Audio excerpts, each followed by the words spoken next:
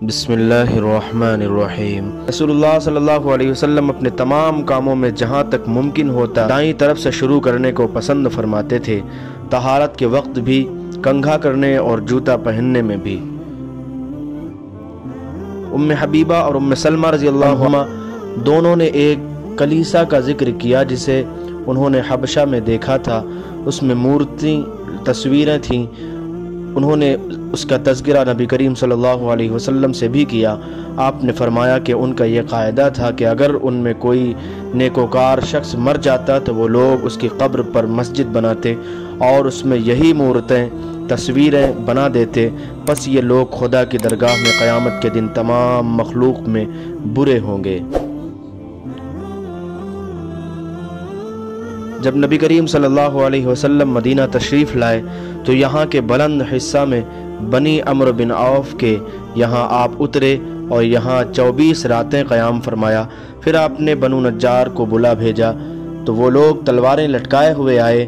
انس نے کہا گویا میری نظروں کے سامنے نبی کریم صلی اللہ علیہ وسلم اپنی سواری پر تشریف فرما ہیں، جبکہ ابو بکر صدیق رضی اللہ عنہ آپ کے پیچھے بیٹھے ہوئے ہیں اور بنو نجار کے لوگ آپ کے چاروں طرف ہیں، یہاں تک کہ آپ ابو ایوب کے گھر کے سامنے اترے اور آپ یہ پسند کرتے تھے کہ جہاں بھی نماز کا وقت آ جائے فوراً نماز ادا کر لیں۔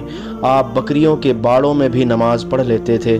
پھر آپ نے یہاں مسجد بنانے کے لیے حکم فرمایا، چنانچہ بنو نجار کے لوگوں کو آپ نے بلوا کر فرمایا کہ اے بنو نجار، تم اپنے اس باغ کی قیمت مجھ سے لے لو۔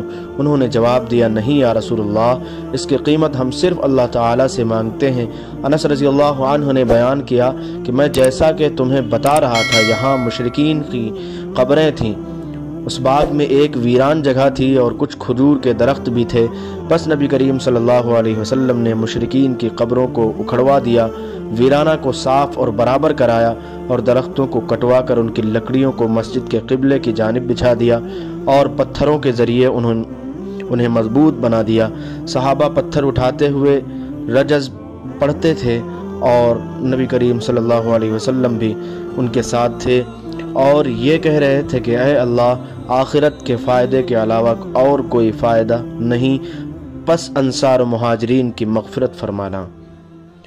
نبی کریم صلی اللہ علیہ وسلم بکریوں کے باڑوں میں نماز پڑھتے تھے۔ ابو طیاح یا شعبہ نے کہا پھر میں نے انس کو یہ کہتے سنا کہ نبی کریم صلی اللہ علیہ وسلم بکریوں کے باڑے میں مسجد کی تعمیر سے پہلے نماز پڑھا کرتے تھے۔ میں نے ابن عمر رضی اللہ عنہما کو اپنے اونٹ کی طرف نماز پڑھتے دیکھا اور انہوں نے فرمایا کہ میں نے نبی کریم صلی اللہ علیہ وسلم کو اسی طرح